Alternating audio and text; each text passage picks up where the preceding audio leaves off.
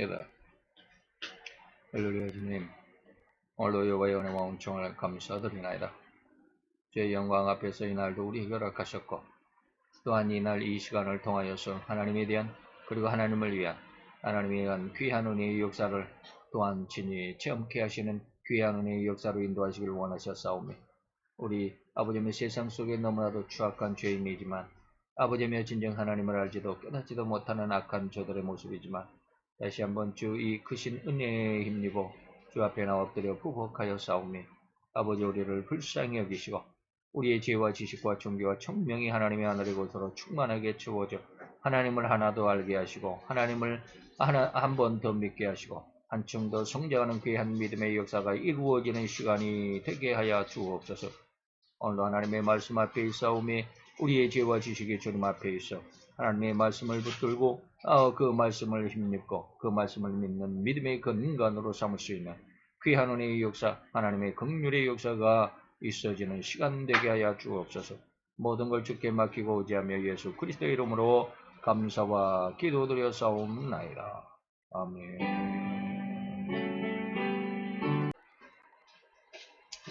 자, 우리 교리 강의 208번째 시간입니다. 208번째. 마지막 예수님의 심판에 대해서,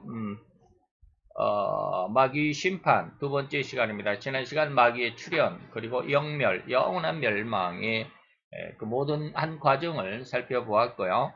그리고 마귀의 생태, 왜 마귀가 심판을 받을 수밖에 없느냐라고 하는 이유, 물론 성경 전체적인 것을 다 찾아본다면 어마어마하게 많을 것 같으니까 계시록 12장이 마귀장입니다. 마귀장. 그래서 계시록 12장 1절로 17절까지를 이제 세 부분으로 세 단락으로 나눠서 오늘 그 첫째 시간입니다. 1절로 4절까지 흉악한 마귀의 생태, 마귀가 어떠한 삶을 살아가는지 첫째 시간을 한번 살펴봅니다. 우리 같이 봉독하도록 하겠습니다. 계시록 12장 1절로 4절입니다. 하늘에 큰 이적이 보이니 해를 입은 한 여자가 있는데 그 발 아래는 달이 있고 그 머리에는 12별의 면류관을 썼더라. 이 여자가 아이를 베어 해산하게 되며 아파서 애써 부르짖더라. 하늘에 또 다른 이적이 보이니 보라 한 큰 붉은 용이 있어 머리가 7이요 뿔이 10이라. 그 여러 머리에 7 면류관이 있는데 그 꼬리가 하늘별 3분의 1을 끌어다가 땅에 던지더라. 용이 해산하려던 여자 앞에서 그가 해산하면 그 아이를 삼키고자 하더니 라고 했습니다.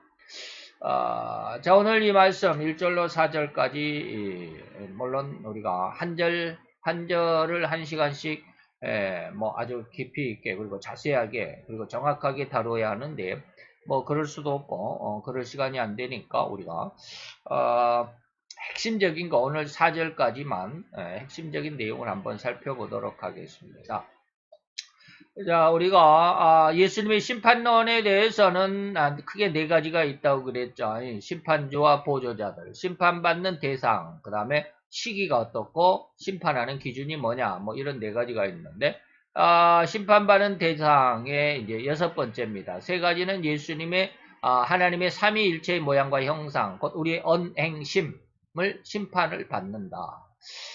그 다음에 마귀, 그 다음에 적그리스도, 거짓 선지자. 적그리스도와 거짓 선지자는 우리가 지난 시간 3시간, 4시간씩을 해서 살펴봤고요. 마귀가 심판받는 대상임에서 우리가 두 번째 시간입니다. 자, 그러면 그냥 본론 뭡니까? 성경 구절 본론에 간단하게 핵심적인 것만을 생각해 봅니다. 1절입니다. 하늘에 큰 이적이 보였다. 큰 이적이라는 의미는 앞에서 앞으로 세상 곧 세계의 흥망성쇠를 알려주는 예고편과 같은 의미라고 해석할 수 있습니다. 하늘에 큰 어떠한 징조가 어떠한 예표가 세상이 이렇게 될 거야 라고 하는 어떤 그런 의미가 떠올랐다 이 말입니다. 그 이후 세상에 예수님이 탄생하심으로 출현하게 될 것이며 이 예수님과 비견하여 이를 강력하게 제지하고 방해하려는 마귀의 엄청난 공격을 미리 보여주신 의미라고 할 수 있다. 물론 이것이 앞으로도 큰 이적이 예수님의 재림 직전에 있을 것이지만 이것은 지금 세계 흥망성쇠, 이것은 마태이 2장이죠. 예수님이 태어날 때 하늘에 큰 별이 나타났다가 갑자기 사라지고 또 나타나기도 하고 그리고 그것이 바로 예수님의 탄생하심을 나타내는데 별의 어떠한 그 움직임이 있었다라고 하는 것을 우리가 알 수 있죠. 그리고 이제 이런 예수님과 비하여서 예수님을 또 강력하게 제지하고 방해하려는 마귀의 엄청난 공격. 그래서 꿈에 하나님께서 예수를 데리고 빨리 저 애굽으로 피난했다. 그리고 나사렛으로 다시 돌아왔다. 뭐 이런 내용들이죠. 마귀의 엄청난 공격을 미리 보여주시기로 한 하나님의 그런 의도. 그러니까 앞으로 이런 일이 있을 거야라고 하는 뭐라 그럴까 예지를 하게 하시는 것이죠. 근데 이 하늘의 큰 이적이 어떠한 모습으로 나타나냐면 해를 한 여자가 입고 있다라고 하는 것이죠. 그리고 발 아래는 달이 있더라. 그리고 머리에는 12별의 면류관을 썼더라라고 하는 것이죠. 해라고 하는 것은 하나님의 영광이죠. 그런데 여자는 교회라고 우리가 해석을 할 수도 있죠. 그래서 교회가 하나님의 영광과 권능을 입어서 이 세상에 처음 생겨난 것. 이것은 마태 16장에서 예수님께서 사도 베드로의 신앙 고백 위에 내가 음부가 이기지 못하는 교회를 세운다 하면서 이제 천국의 열쇠를 베드로에게 주셨죠. 그래서 내가 이 반석 위에 나의 교회를 세우리니 음부의 권세가 이기지 못할 거야 라고 하는 것이죠. 그러면서 천국의 열쇠를 너에게 준다. 16절입니다. 16장입니다. 마태 16장이죠. 두 장 넘어가서 마태 18장에는 이 천국의 열쇠를 성도들에게, 여기서는 베드로에게, 쉽게 말하면 목회자에게 주었지만 18장에 가면은 성도들에게도 주십니다. 자, 그렇게 하나님의 영광을 덧입은 지상의 교회가 생겨날 것인데 더욱이 그 발 아래는 달이 있다라는 의미가 바로 그 다른 교회로, 그 달이 교회로 해석할 수 있고, 또한 12별이라고 하는 것은 해는 하나님이죠. 그리고 달은 교회고, 그리고 12별은 뭐냐? 교회인데 교회를 맡은 목회자다라고 하는 것이죠. 계시록 1장 20절이 바로 그것입니다. 사도 요한이 환상을 봤는데 오른손에 7별을 붙잡고 있는 그 7별의 비밀, 그 다음에 7급 촛대. 7별은 7교회다. 7별은 7교회의 사자다. 촛대는 교회다라고 하는 것이죠. 그래서 7별은, 다시 말하면 이 별은 뭐요? 목회자다라고 하는 것이고, 12별이 있다. 12별이 있다. 12별이 있다라고 하는 것이죠. 12면류관을 썼다. 그 머리에는 발 안에는 달이 있고 머리에는 12별, 별이 12개. 12이라고 하는 의미는 뭘까요? 구약의 12지파, 신약의 12사도, 하늘의 12진주문, 그 12진주문은 12개의 다른 그 진주들로, 그 보석들로 채워져 있죠. 그 별, 다시 말하면 동서남북. 한쪽에 사방인데 한쪽에 3개씩. 그래서 3, 4, 12, 12별입니다. 12별은 완전수, 교회수라고도 합니다. 3이 3개씩 4방면, 온 세계의 교회를 의미합니다. 그래서 12별은 12지파, 신약에는 12사도라고 합니다. 독이 면류관을 썼다라고 표현하셨는데 이미 교회가 승리를 약속받은 것이다. 근데 앞으로 이제 이 교회가 우리가 앞에서 이제 저기 뭡니까? 거짓 선지자에 대해서 배웠지만 교회에서 엄청난 일들이 많이 벌어지죠. 선한 뜻이 아니라 부정적인 뜻으로 하나님을 거역하고 공격하고 반대하는 뜻으로 교회가 악용되더라 이 말입니다. 좋은 것인데 돈은 참 좋은 것인데 돈을 악용하죠. 그래서 일만하게 뿌리가 되는 것입니다. 그래서 성경에 보면 돈은 참 좋은 것이다 라고 이렇게 말씀하고 있거든요. 예. 한번 볼까요? 제가 한번 이것을 자, 전도서 10장 19절에 보니까 기가 막힌 말이 있어요. 잔치는 좀 키워볼까요? 잔치는 어떤 즐거움을 위해서 베푸는 것이다. 쾌락을 위해서 베푸는 것이다. 포도주는 생명을 기쁘게 하는 것이다.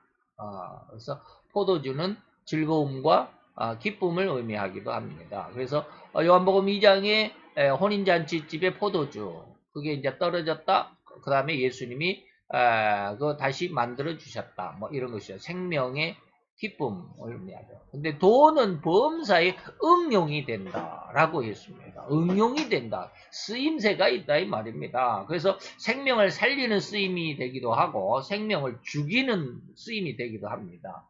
그래서 생명을 죽이는 게 좋은 것인데 이걸 잘못 쓰는 사람들이 있다라는 것이죠. 칼도 잘 쓰면 뭐요? 생명을 살리지만 못 쓰면 어떻게? 잘못 쓰면 어떻게? 사람의 생명을 죽이는 거죠. 바로 그런 것입니다.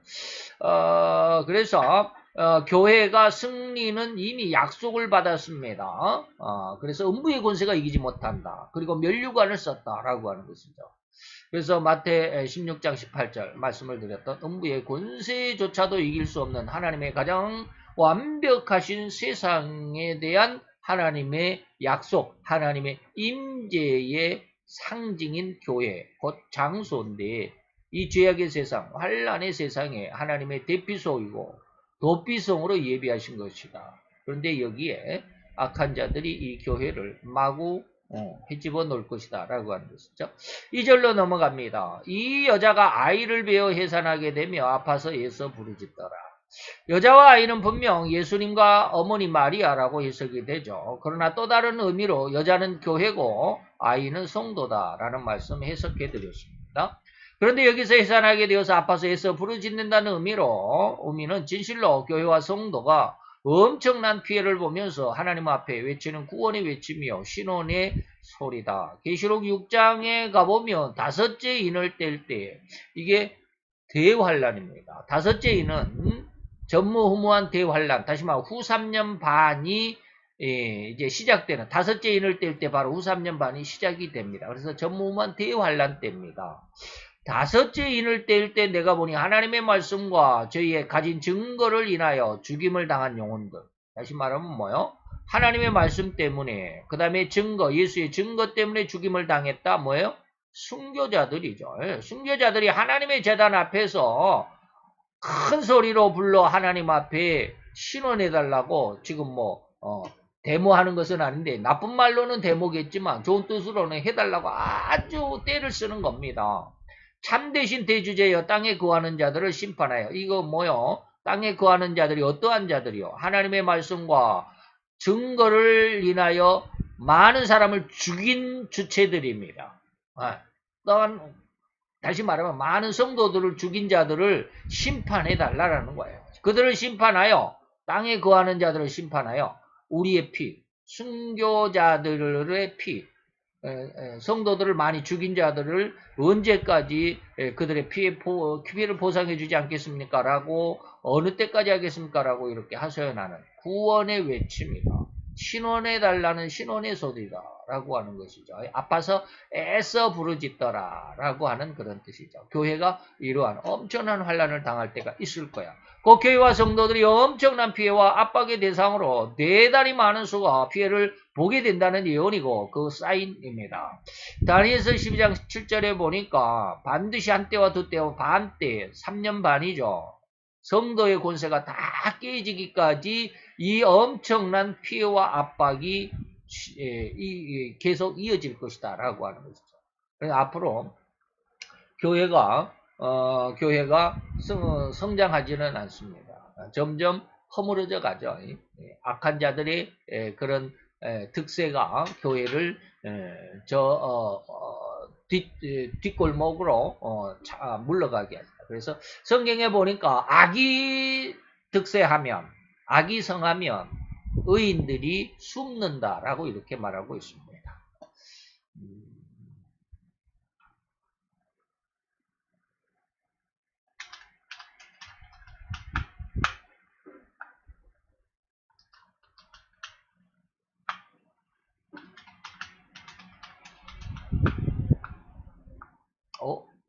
의인들이 숨는단 말이 왜 없지?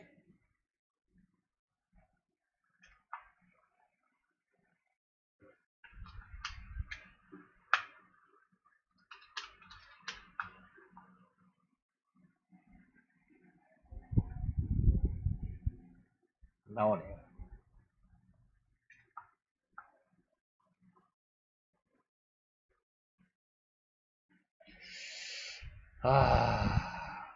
전도서나 이런 데가 있는데.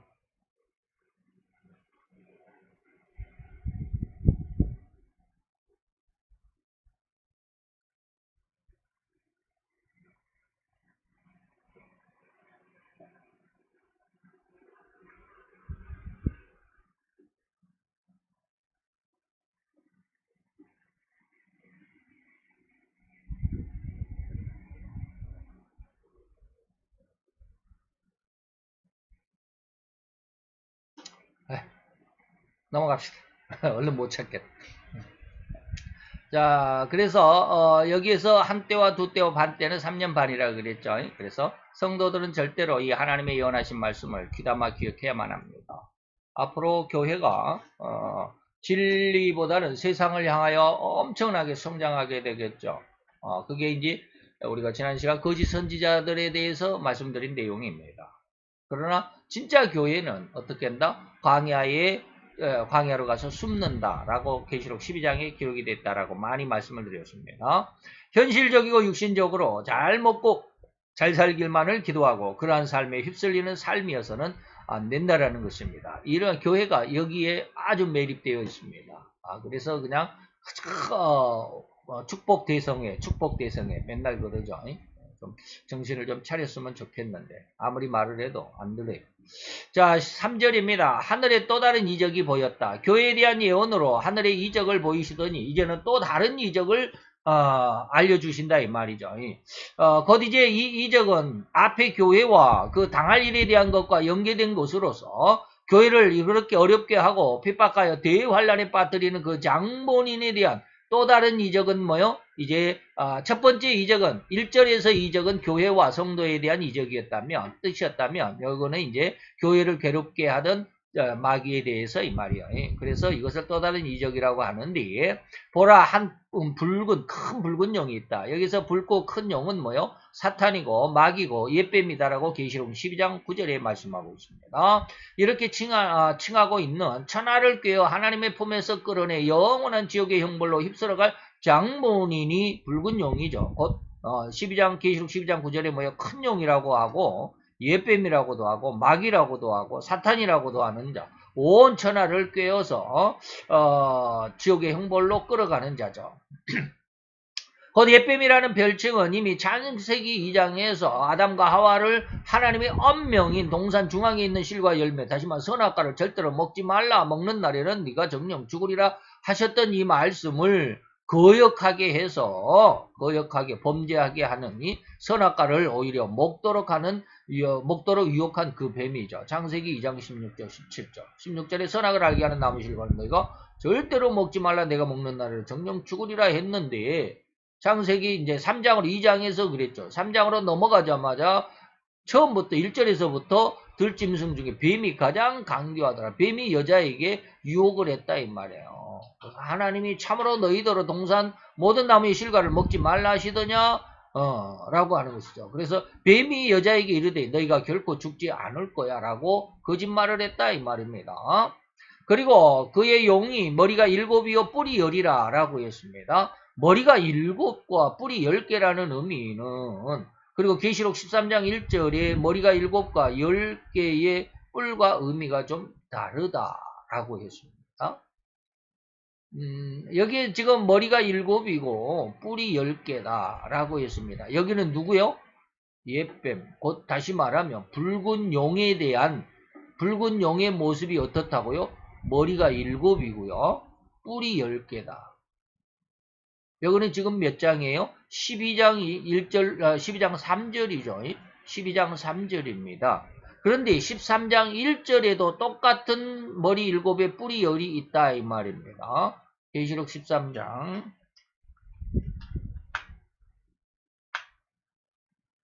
자, 바다에서 올라온 짐승이 있는데 여기에도 뿔이 10이고 머리가 7이다. 똑같이 뿔이 10이고 머리가 7이잖아요. 그런데 13장 1절에 나오는 이 머리 7과 12장의 3절에 나오는 12장 3절에 나오는 이 붉은 용의 머리가 어떻게 된 거야?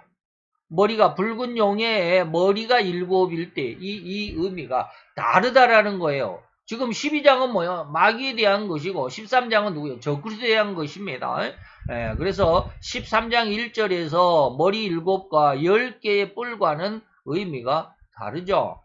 계시록 12장은 마귀장입니다. 계시록 13장 1절은 적그리스도에 대한 기록입니다. 그래서 마귀와 적그리스도는 절대 다른 존재이죠. 마귀는 짐승이지만 적그리스도는 사람입니다. 사람이에요. 그래서 마귀는 12장은 영적인 존재죠. 마귀는 영적인 존재죠. 사람이 아닙니다. 그래서 여기에 계시록 12장 3절에 머리 7과 뿔이 10이라는 의미는 절대로 하나님이 허용하여서 얻은 권능을 의미한다. 머리 7과 뿔이 10이다. 이거 하나님의 권능이다.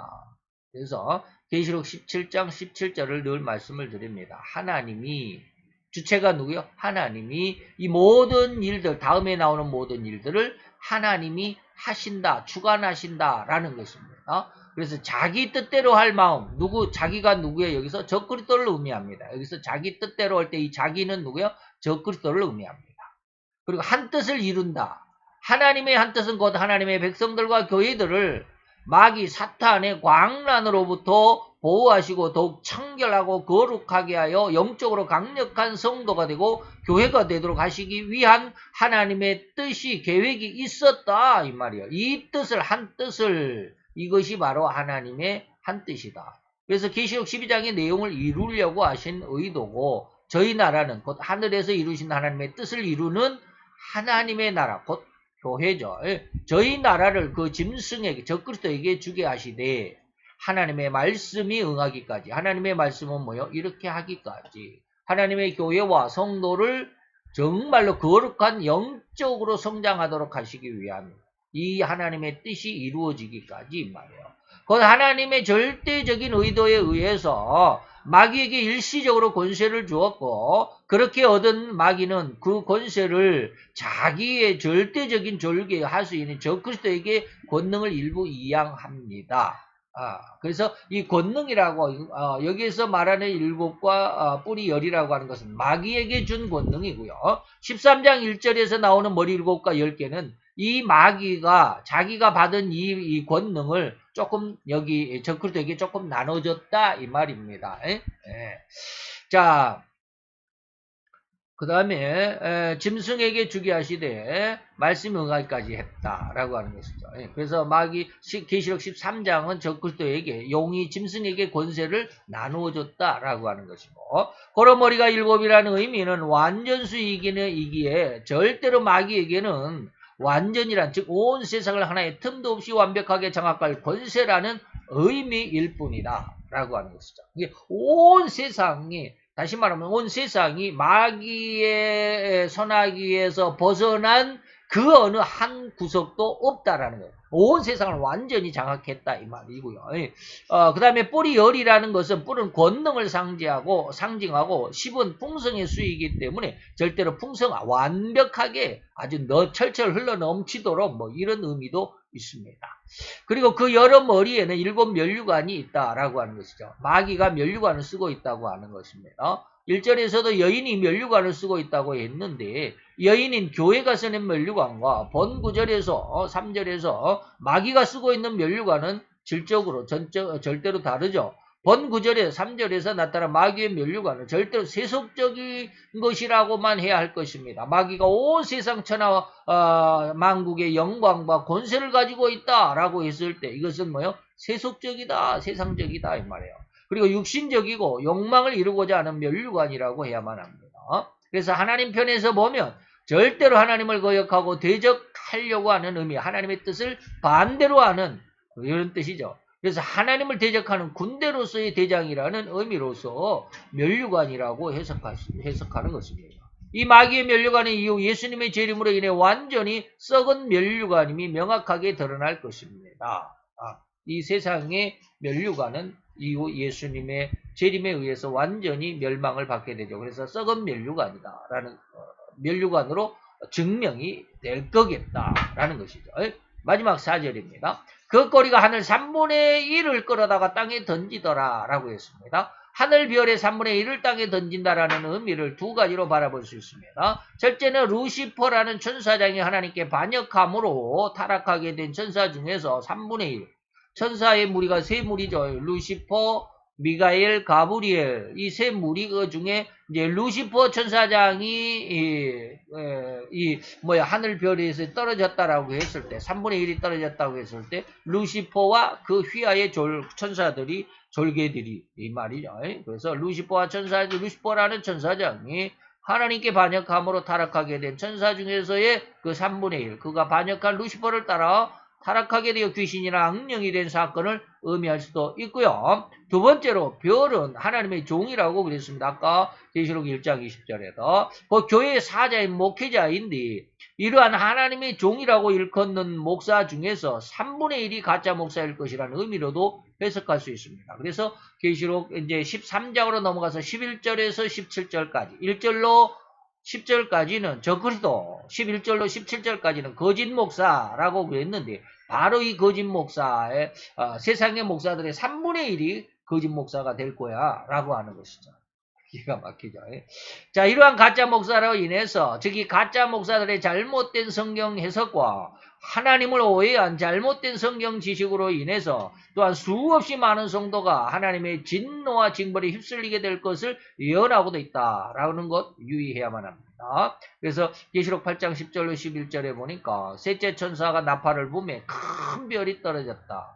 하늘의 강들의 3분의 1과 물샘에 떨어졌다. 이 별의 이름이 뭐다? 쑥이더라 라고 그랬습니다. 쑥은 그래서 이 쓰게 되게 하는 물질인데 이걸로 인해서 사람이 많이 죽더라. 다시 말하면 쑥은 뭐요?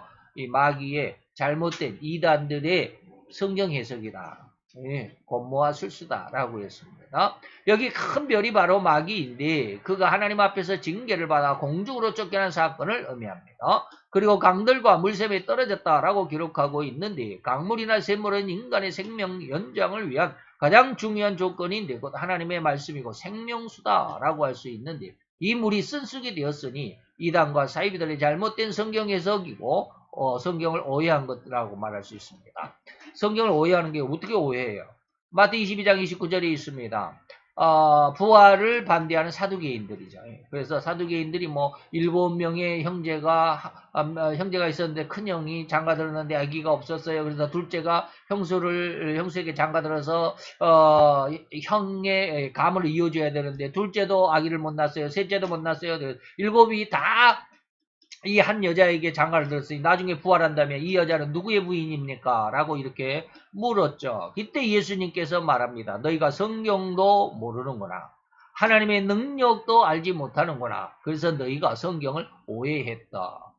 인간적인 어떠한 그런 지혜와 지식으로 성경을 해석하려고 하면 많은 오해가 일어날 수밖에 없어요. 그게 바로 이제 베드로후서 3장에서 나타나는 이단들의 특성 중에 하나라고 이야기하고 있습니다. 성경을 많이 오해했다. 자, 용이 해산하려는 여자 앞에서 그 여자가 해산하면 그 아이를 삼키고자 했다. 여자와 아이의 의미는 첫째로 마리아와 예수님이고 또 다른 의미로 보면 교회와 성도라고 했습니다. 곧 마귀는 절대로 교회와 성도들을 가만히 지켜보는 존재가 아니죠. 그래서 하나님을 믿는 믿음과 그 마음을 돌이켜서 오로지 마귀인 자기를 섬기라고 온갖 협박과 공갈과 공포를 조성하고 죽음이라고 하는 두려운 무기를 가지고 공격하기에 거의 모든 인간이 이 공격에 무릎을 꿇고 마는 인생이다. 그래서 히브리서 2장 15절에는 바로 이러한 인생을 죽기를 무서워함으로 일생에 매여 종노릇하는 모든 자들이다. 이들을 하나님께서는 예수님은 해방시켜 주려고 오셨다라고 하는 것이죠. 여자와 아이를 삼키고자 하는 용의 관계는 다음 계시록 12장 8절에서 다소 설명하게 되고 있습니다. 자, 그러나 이 부분에서는 단지 교회를 핍박하고 하나님을 거역하는 마귀의 가장 강교한 관계 세 가지가 있다. 그것이 이제 유혹의 세 가지입니다. 아담에게도 세 가지로 유혹을 해요. 먹음직, 보암직, 지혜롭게 할 만큼 탐스러움. 예수님에게도 돌이 떡이 되게 해라. 높은 곳에서 뛰어내려라. 그리고 천하만국의 권세와 영광을 줄게 절해라. 이런 것이죠. 바로 이게 이제 마귀의 세 가지 흉계입니다. 이것이 아담과 하와에게도 있었고 오늘날 성도들에게도 있고 예수님에게도 있다 이 말입니다. 그래서 일명 선악과에 대한 마귀의 유혹은 먹음직, 보암직, 탐스러움이고요. 그래서 먹음직하다는 것은 물질적인 유혹입니다. 예수님에게는 돌이 떡이 되게 해라. 이것은 오늘날 성도들에게 육신의 정욕입니다. 그리고 두 번째로는 보암직하다라고 하는 것은 뭡니까? 세상의 자랑거리로 내가 나 좀 봐달라 뭐 이럴 수도 있죠. 그 욕심의 근간인데 이것은 예수님에게는 높은 것에서 뛰어내려라. 오늘날 성도들에게는 안목의 정욕으로 이름을 살짝 바꿨죠. 그 다음에 탐스러움이라고 하는 세 번째 의미는 뭐예요? 세상을 장악하고자 하는 욕망이죠. 이게 천하만국의 권세와 영광이고 오늘날 성도들에게는 이생의 자랑으로 이것이 있습니다. 이러한 의미는 이후 예수님을 유혹하고자 할 때와 또 이 온 성도들을 향한 유혹과도 같습니다. 온 성도들을 향한 유혹은 뭐요? 육신의 정욕과 그 다음에 안목의 정욕과 이생의 자랑이다. 아담에게는 뭐요? 먹음직하고 보암직하고 탐스러움으로. 예수님에게는 돌이 떡이 되게 해라. 높은 것 뛰어내려라. 천하만국의 모든 권세와 영광을 너에게 줄게 라고 하는 것이었다. 이 말입니다. 이게 바로 마귀의 세 가지의 유혹입니다.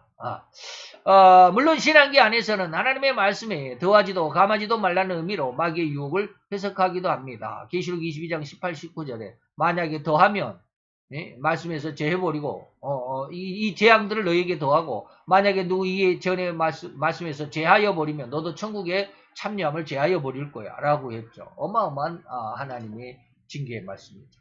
근데 하와는 먹지도 만지지도 말라 죽을까 하노라 라고 했다는 기록으로 하나님의 계명에 더하고 뺐다는 해석을 적용하기도 합니다만은 다른 설명을 않겠습니다.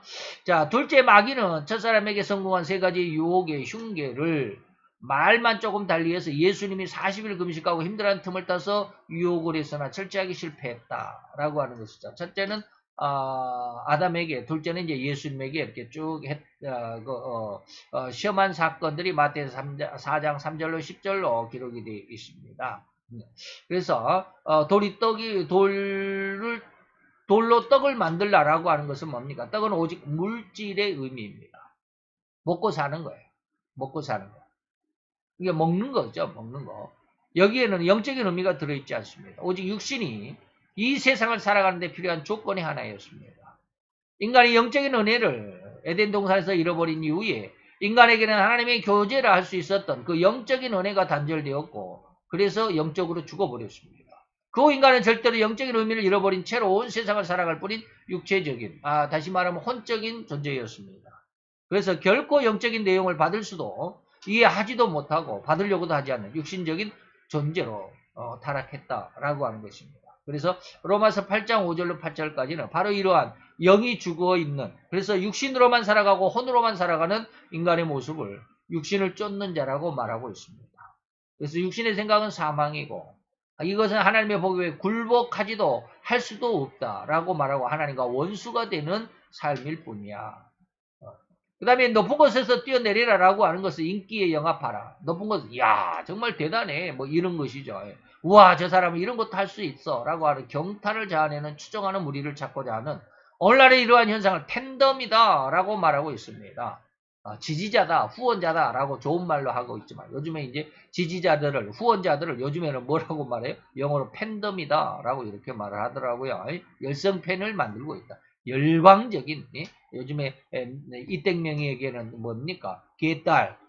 나는 그 개혁의 딸이 아니라 진짜 개의 딸이었으면 좋겠다. 옛날에 문땡인 대통령이었을 때는 뭐요? 대깨문이라고 그랬죠. 대가리가 깨져도 문땡입니다. 라고 했던 사람들. 지금 사람들은 뭐 어디가 있는지.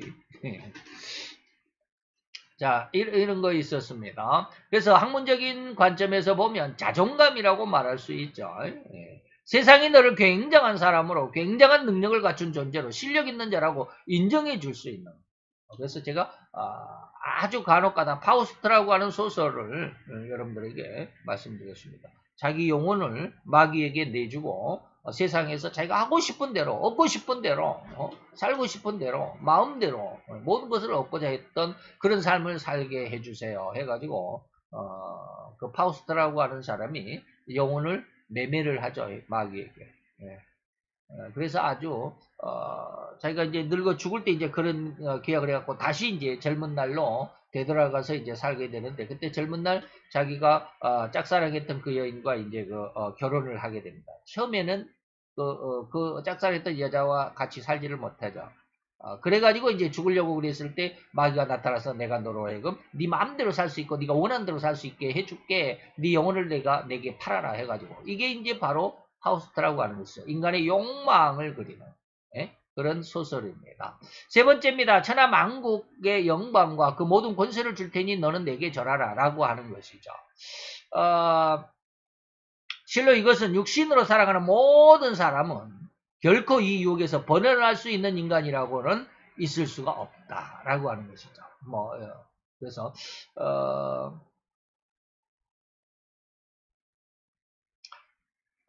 이러한 사람들 우리나라에 이제 막 넘어가서 봅시다. 이런 예화가 제가 이제 신앙생활 초기에 이런 예화를 들었는데 이해가 조금 될 수 있겠죠.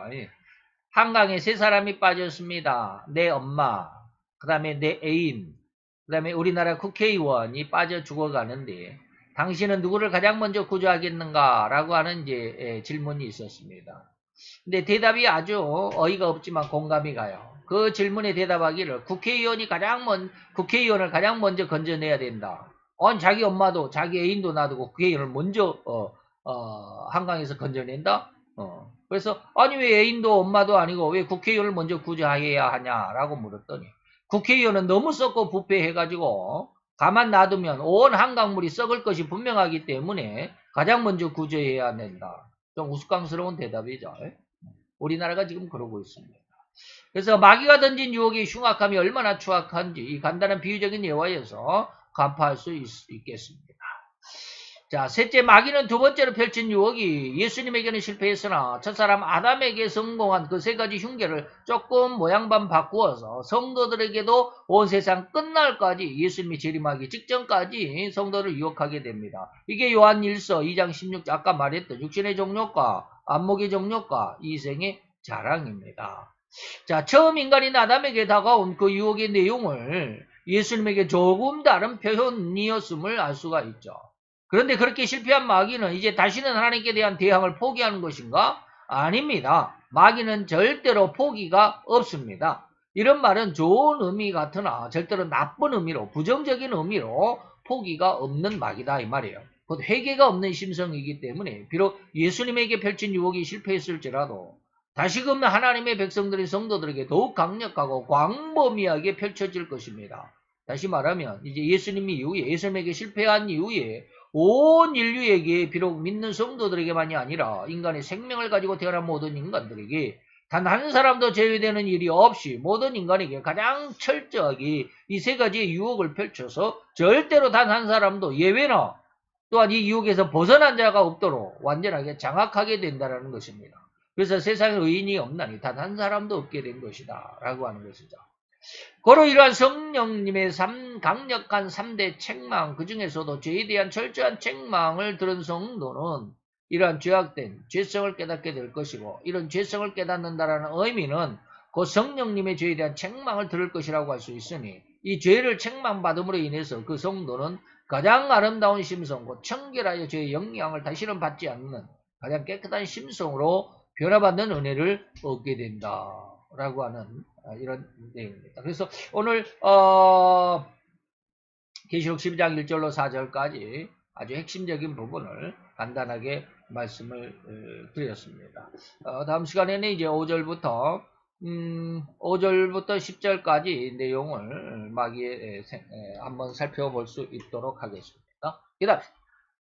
할렐루야. 주님, 오늘도 주께 감사를 드리나이다. 우리로 아버지의 인간으로서는 결코 알 수도 그리고 깨달을 수도 그리고 들여다볼 수도 없는 아버지의 영적인 소경이고 귀머거리고 마음이 닫혀버린 안타까운 존재인지에 하나님의 귀한 은혜로 말미암아 우리 눈이 열리고 우리의 귀가 열리고 마음의 빗장이 열려 하나님의 것으로 충만하게 채워지는, 그래서 아버지의 그러한 시간 가운데 또 한 시간, 오늘 이 시간 아버지의 가장 중요한 계시록 12장에 마귀의 생태의 아버지며 작은아마 한 부분을 살펴보았사오니 우리로 인하여 아버지며 마귀를 대적할 수 있는 가장 큰 힘과 능력과 권능을 하나님으로부터 부여받는 귀한 하나님의 아들로 딸로 성장케 하는 은혜의 시간 또한 귀한 기회가 되게 하여 주옵소서. 또한 그렇게 기회로 주신 줄로 믿고 감사를 드리고 예수 그리스도의 이름으로 기도하여 싸움나이다. 아멘.